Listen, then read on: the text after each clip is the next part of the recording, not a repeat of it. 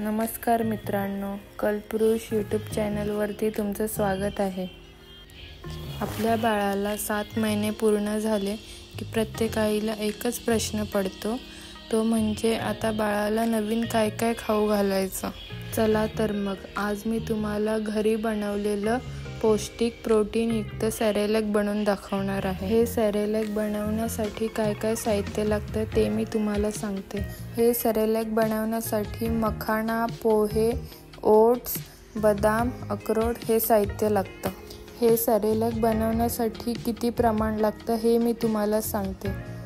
1 वाटी पोहे आणि जेवढे पोहे घेणार तेवढेच ओट्स, म्हणजे 1 वाटी पोहे आणि 1 वाटी ओट्स ॲड करायचे. आता त्यामध्ये 3 वाटी मखाना ॲड करायचे. मी प्रमाण तुम्हाला परत सांगते. 1 वाटी पोहे, 1 वाटी ओट्स आणि 3 वाटी मखाना. आता त्यामध्ये ड्रायफ्रूट्स ॲड करायचे.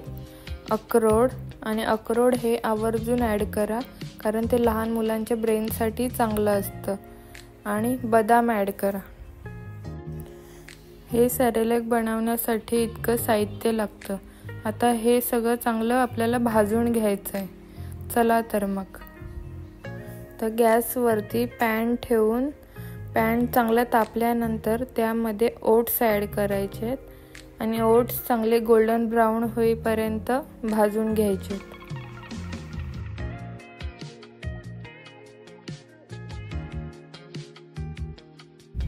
आता ओट्स आपले चांगले भाजले गेले आहेत. आता पॅनमध्ये 1 वाटी पोहे ॲड करायचे आणि तेही चांगले गोल्डन ब्राऊन होईपर्यंत भाजून घ्यायचे.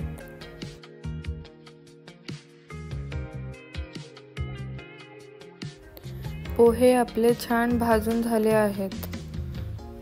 तुम्ही बघू शकता दोन्ही साहित्य आपले चांगले भाजून झाले आहेत. आता आपण पॅनमध्ये 3 वाटी मखाना चांगला गोल्डन ब्राऊन होईपर्यंत भाजून घ्यायचा आहे. आणि तो बरोबर भाजला आहे की नाही हे कसं ओळखायचं ते मी तुम्हाला पुढे सांगते.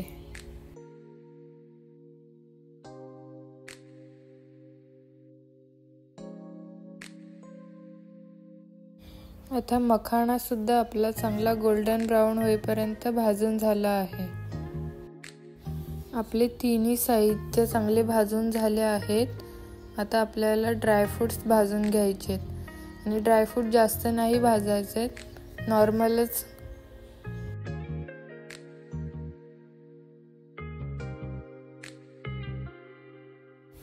आता हे आपल्याला फॅन खाली थंड होण्यासाठी ठेवून द्यायचं. आता हे बरोबर भाजलंय की नाही हे कसं ओळखायचं बघा. हातामध्ये मखाना डायरेक्ट चुरा होतोय, पोह्यांचा पण चुरा होतोय. असा चुरा झाला का समजायचं की आपण बरोबर भाजलं आहे. आता आपल्याला हे मिक्सरमध्ये चांगलं बारीक करून घ्यायचं आहे. चला तर मग. आता मिक्सरमध्ये हे आपण बारीक करून घेऊया. तुम्हाला हे खूप जास्त बारीक नाही करायचं आहे, थोडं असं जाडसर ठेवायचं आहे, त्यामुळे चिकट होत नाही हे सॅरेलॅक. आपलं सॅरेलॅक बारीक करून झालं आहे. आता हे फॅन खाली थंड करत ठेवा आणि एका एअरटाईट कंटेनरमध्ये स्टोअर करून ठेवा. हे सॅरेलॅक एअरटाईट कंटेनरमध्ये ठेवल्यामुळे हे महिनाभर आरामात राहू शकते. आपलं होममेड सॅरेलॅक रेडी आहे आणि हे खूप पौष्टिक आणि प्रोटीन आयर्नयुक्त असल्यामुळे लहान मुलांसाठी खूप उपयुक्त आहे. आता हे सॅरेलॅक बनवायचं कसं हे मी तुम्हाला पटकन सांगते. 1 वाटी पाणी घ्यायचं, त्यामध्ये 1 चमचा ॲड करायचं हे सॅरेलॅक आणि चांगलं ढवळून घ्यायचं. त्याच्या गुठळ्या होता कामा नये. चांगलं मिक्स करून घ्यायचं जसं मी करते. आणि त्यामध्ये तुम्हाला काळा गूळ टाकायचा आहे थोडं, आणि चिमूटभर मीठ टाकायचं आहे. आणि तुम्ही काळा गूळच यूज करा, लहान मुलांसाठी चांगला असतो. आणि आता हे गॅसवरती आपल्याला 5 मिनिटे चांगलं शिजवून घ्यायचं आहे आणि कंटिन्युअसली स्टर करायचं आहे, त्यामुळे गुठळ्या होत नाही. बघा जसं मी करते त्याप्रमाणे. आता आपल्याला हे सेरेलॅक वाटीमध्ये ओतून घ्यायचं आहे आणि वरून 1 चमचा तूप ॲड करायचं आहे. हे तूप मी घरी बनवलेलं आहे.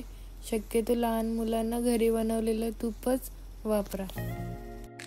आणि हे सेरेलॅक ऋषभ खूप आवडीने खातो. आणि तुमची मुले जर 4 ते 5 वर्षापुढील असतील आणि ते हे सेरेलॅक खात नसतील तर तुम्ही एक आयडिया करू शकता. त्यामध्ये कोको पावडर आणि शुगर पावडर ॲड करून बोर्नव्हिटा किंवा हॉर्लिक्स सारखं 1 चमचा दुधामध्ये टाकून त्याला देऊ शकता.